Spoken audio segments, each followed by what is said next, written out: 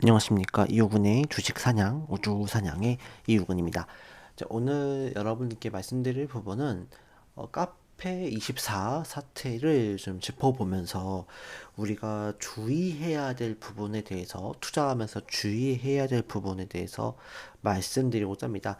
카페24는 뭐 아시겠지만 유튜브 쇼핑의 플랫폼으로서 이제 어떻게 보면은 이제 유튜버들이 이제 활동을 많이 하니 거기서 이제 판매 스토어를 열어서 거기에 이제 상품을 등록을 하면 그거보다 수수료로 이제 수익을 내는 이제 그런 전자 상거래 플랫폼이 되겠죠. 근데 카페14가 최근에 이제 유튜브의 힘을 입어서 성장세가 굉장히 많이 두드러지고 있었어요. 그래서 매출도 3천억대, 또 영업이익도 거의 뭐 300억 수준까지 1년의 단위로 그기까지 뭐 성장하는 상황으로 좀 이어지는 분위기인데 오늘 실적 발표에서 좋은 실적이 나오긴 했어요. 근데 컨센서스 조금 하회했다라는 의미로 오늘 주가가 24% 넘게 이제 하락을 하는 모습을 좀 보여줬습니다. 뭐 어쨌든 뭐 실적이 다시 나오면은 아시겠지만 실적 발표이 되면은 주가가 거의 하락을 하죠. 그러니까 실적 발표했는데 실적이 좋으면 주가가 이제 하락을 하고 만약에 실적 발표가 오히려 안 좋게 나오면 이제 어떻게 보면 이제 뭐 원래 안 좋았던 상황에서 실적 발표가 또 안 좋게 나왔다 하더라도 주가가 또 반대로 올라가는 경향도 있습니다. 근데 오늘은 뭐 제가 그런 얘기를 하는 거 아니고요. 어쨌든 우리가 지금 이 차트의 모습에 있어서 우리가 좀 주의해야 될 부분에 대해서 말씀을 드리고자 해요. 이 차트라는 것에서 우리가 누구나 볼 수 있는 거잖아요. 차트라는 건 가격의 흐름이라든지 또 수급의 흐름이라든지 뭐 거래량을 통해서 알 수가 있고 또 봉의 뭐 길이를 통해서 알 수가 있잖아요. 이 차트라는 것은 사실 누구나 공개가 되어 있고 볼 수가 있고 지금은 여러분들 주식을 많이 공부하는 사람들이 굉장히 많잖아요. 그렇기 때문에 당할 수 있는 그런 부분들을 말씀을 드리고 이렇게 여러분들은 당하지 마시라라는 부분도 말씀드리고자 합니다. 일단은요. 결론만 말씀드릴게요. 첫 번째, 두 번째, 이거는 꼭 기억하셔야 돼요. 양봉과 음봉. 이 부분 예전에 잠깐 제가 언급을 드리긴 했던 것 같은데, 양봉과 음봉. 근데 양봉에 혹하지 말자. 양봉에 혹하지 말자. 양봉이 무조건 옳다. 아니다. 반대로 두 번째, 음봉에 떨지 말자. 이 말씀을 드리고 싶어요. 양봉에 혹하지 말고 음봉에 떨지 말라. 양봉이라는 거는요, 누구나 잘 알고 있죠? 좋은 거죠. 왜? 시가 대비해서 올라간 거니까. 또 봉의 길이가 길면 길수록 또 세력들이, 수급이 잡고 있다는 거죠. 좋은 의미죠. 근데 혹하지 말라는 거. 여러분들, 그렇잖아요. 세상의 삶, 진리라는 것들이 사기를 왜 당합니까? 사기라는 거는 누가 좋은 얘기를 해주면 또 그 좋은 얘기에 말려서 또 수익을 보거나 내가 어떤 유익한 점을 맛봐요. 그러다 보니까 거기서 내가 더 많은 돈을 들어가거나 더 많은 재능을 썼거나 더 많은 어떤 관계를 쏟아붓겠죠.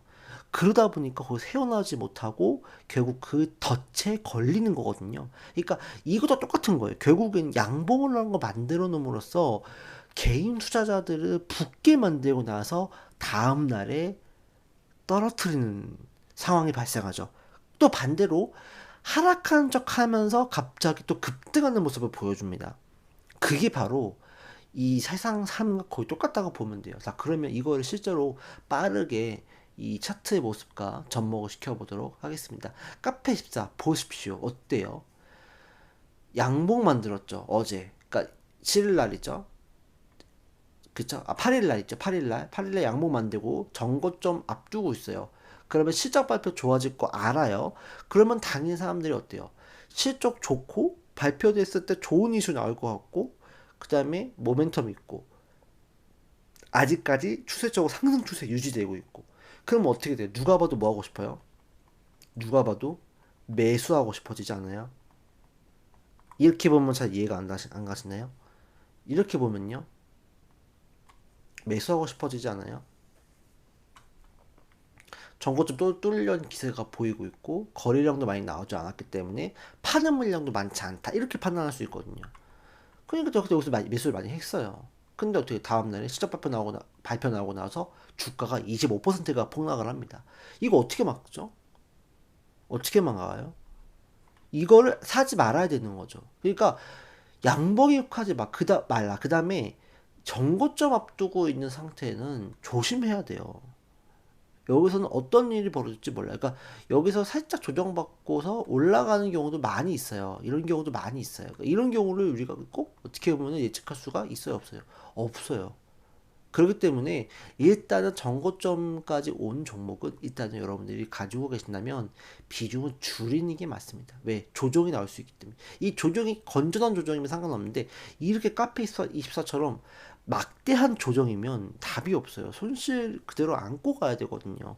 그래서 정고점에 올 때는 일단 비중을 줄여야 된다라는 말씀 드립니다. 그리고 중요한 건 뭐예요? 양봉에 혹하지 마. 양봉에 혹하지 말라. 양봉 나오고 나서 올라갈 것 같은데 다음날 어떻게 돼요? 음봉 나오죠? 음봉 나오죠? 그러니까 여기서 산 사람들은 뭐 다 손실인 거예요. 일단 기본적으로. 자, 그럼 이런 종목군들 몇 개 더 보겠습니다. 마음 AI. 마음 AI가 상한가를 이번에 갔는데 마음 AI가 일전의 모습을 보시면 어때요? 어때요? 어때요? 어때요? 상승을 만들고 건전한 조정 붙고 투 양봉 나왔어요. 그러면 이건 누가 봐도 올라갈 수밖에 없는 흐름이거든요. 그러니까 여기서 매수한 사람들이 분명 있었어요. 그쵸? 근데 어떻게 됐어요? 다음날에 갑자기 하락을 맞죠? 무려 15%. 그러면 여기서 손절을 못하면 또 한 번의 하락을 맞습니다. 이런 식으로. 그러니까 이거는 물론 어떻게지 뭐 여기서 또 살짝 조정받고 올라가는 경우도 발생할 수 있지만 내려가는 경우도 충분히 있다라는 거예요. 그렇기 때문에 양복이 나온다고 해서 무조건 이게 보증수표가 되지 않는다는 말씀을 드리고 싶은 거예요. 그 다음에 바이오솔루션. 얼마 전에 바이오솔루션 보셨어요? 얼마 전에 7일 날에 이 미국에서 FDA 이 골관절염 연골치료제 요 이슈가 나왔었어요. 임상 이상이 발표가 됐고 유효성 입증이 됐다. 그 장 마감 직전에 주가를 끌어올렸어요. 그래서 종가 급변 종목으로 지정이 됐었는데 결론적으로 이 종목 양목 나오니까 누가 봐도 이거 갈 것 같은 거 이슈도 살아있고 근데 어떻게 됐어요? 시간에 산 사람도 많을걸요? 근데 시간에서도 하락이 짙었고 이틀 하락을 했습니다. 누가 버팁니까 이거? 양봉 나오고 나서 산 사람도 다 어떻게 기본적으로 물린 거예요. 그쵸? 그 다음에 네이처셀. 네이처셀도 뭐 지금 이제 좋은 모습을 보여주고 있지만 예전에도 네이처셀 보시면은 이거 진짜 가혹합니다. 네이처셀. 예전에 보시면 어때요? 양봉 나오는 거 좋은 모습 보여줬잖아요. 양봉 나오고 나서 사람 따라 붙을 것 같으니까 갭 음봉 때려버리죠. 여기도 마찬가지죠. 여기 여기 양봉 나오고 나서 음봉 장대 음봉 때려버려. 옛날엔 더 심각했어요. 옛날에 2021년도 좋은 모습이죠. 어때요? 좋은 모습이죠. 장대 양봉 두 개 나오고 나니까 더 갈 것 같은데 이렇게 장대 음봉을 밀어붙입니다. 이거 어떻게 해요? 그렇죠? 더 심각한 거 보여드릴까요? 이때 어떻게 할 거예요? 너무 좋잖아요. 추세적으로 살아있고 장대목 나왔으니까 더 가나보다 싶었죠. 갈 것 같았어요. 근데 어떻게 돼요? 갑자기 악재가 나면서 이렇게 갭 하한가를 맞아요. 이거 어떻게 막죠? 그래서 여러분들 중요한 게 뭐냐면 오히려 이런 양봉들이 길게 나오는 경우도 있잖아요. 그런 경우는 오히려 조심해야 돼요. 사실은.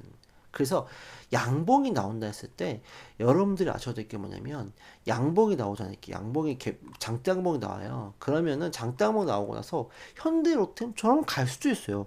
장대 양봉 받고서 승승장구하는 경우도 물론 있습니다. 근데 일단은요 못해도 3일은 보셔야죠. 3일. 아니 최소 이틀은 봐야 돼요. 예? 그러니까 3일 동안은 조정을 어떻게 받는지를 보자는 거예요. 그러니까 여기서 만약에 올라간다고 하면은 조정이 차라리 세게 나오는 거 차라리 보고 그때 차라리 음봉시 들어가는 게 차라리 나아요. 근데 양봉이 나온다는 것은 이 양봉이 가는 양봉인 건지 아니면은 개인 투자자들을 혹하게 만드는 양봉인 건지 그걸 우리가 점검을 해봐야 한다는 거기 때문에 양봉이 나오고 나서 며칠은 지켜보자. 못해도 한 3일은 지켜보자. 그럼 제가 하나 힌트를 드릴게요. 아이테오젠. 아이테오젠도 아직 살아있긴 합니다만 여기 보시면은 아이테오젠도 전고점을 뚫을 것 같이 양봉이 나왔어요. 이때 어떻게 보여요? 그동안 여기 매물대 소화를 거치면서 양봉이 나왔어요. 이거는 뭐 간다. 그쵸? 이제 이거는 간다. 딱 이렇게 생각을 한 거예요. 많은 사람들이 생각했을 거예요. 근데 실제로 어떻게 됐어요? 여기까지는 괜찮아요. 근데 음봉이 한 번 더 나오죠? 그 다음에 강하게 밀어붙죠. 그럼 얘는 뭐예요? 가는 거예요? 안 가는 거예요? 이렇게 봤을 때는. 안 가는 거잖아요. 그쵸? 음봉이 두 개 나오고, 여기서 만약에 음봉이 장대 한 번 나오더라도 종가는 끌어올렸었어야 돼요. 가는 거라고 하면. 근데 이 자리, 장대 한 번 자리 깨버렸죠. 얘는 뭔가 페이크성 양봉이다 이렇게 볼 수가 있는 거예요. 그리고 나서 주가 결국은 힘을 못 받고 이렇게 하락을 하고 말죠. 그러니까 이런 양봉이 그러니까 양봉이 나오고 나서 페이크성 양봉이 나올 수 있기 때문에 3일, 못해도 2일에서 3일은 지켜보고 나서 차라리 그때 추이를 보고 분할 매수하는 게 낫다. 저는 그렇게 보는 겁니다. 그렇기 때문에 결론은 뭐냐? 양봉, 장장봉에 혹하지 말자. 장장봉이 무조건 좋은 건 아니다. 여러분들을 꼬드기는 걸 수 있어요. 그런 부분을 꼭 아셔야 된다. 말씀을 드리고 싶고요. 또 반대로 음봉을 무조건 나빠할 필요 없습니다. 예를 들어서 레인보우 오버틱스도 예전에 네이버부터 3만 원에서 이제 30만 원 가기 전에 삼성전자 이제 그 지분 투자한다, 인수한다 이거 나오기 직전에 좋은 추세였다가 갑자기 이 자리에서 이 음봉이 나와요. 이 자리에서 음봉이 나옵니다. 이거 뭐예요? 이거 안 가나 보다 라고 손절을 시켰더니만 다음날에 삼성전자 발표 나오면서 상한가 가죠. 이게 30만 원 갑니다. 결과적으로 이렇게 갑니다. 이게 이 자리거든요. 이게 이 자리입니다. 근데 어떻게 됐어요? 이게 30만 원, 30만 원 간 거예요. 그리고 루닛 같은 경우는 최근에 상승 그러니까 양봉을 만들어냈다가 그렇죠? 갈 것 같이 하다가 갑자기 음봉을 만들어내요. 이 음봉으로 보고 사람들이 얼마나 놀랬겠어요. 충격을 받았겠어요. 하지만 이 음봉은 나쁜 음봉은 아니었다. 왜? 건전한 조정의 조정이었으니까. 왜? 이걸 보고 할 수 있었죠. 더 이상 안 떨어지려고 버티는 모습이 있었으니까. 그리고 나서 다시 한번 이렇게 올라가잖아요. 그리고 추가적인 상승이 나오긴 합니다. 또 엔캠. 엔캠도 예전에 뭐 지금은 많이 거의 죽은 주식이 됐지만 엔캠도 여기서 보면 어때요? 상승 나오고 나서 음봉이 세게 장대 음봉이 나왔거든요. 그래서 이제 사람들이 봐서 다 끝났다라고 본 거예요. 근데 이제 그 다음에 보는 얘도 마찬가지고 매치해서 보자는 거예요. 장대 음봉이 나오든 일단은 못해도 2일에서 3일은 지켜보자라는 거예요. 근데 보십시오. 안 빠지잖아요. 그죠? 거의 안 빠졌죠. 그리고 나서 양봉이 나왔어요.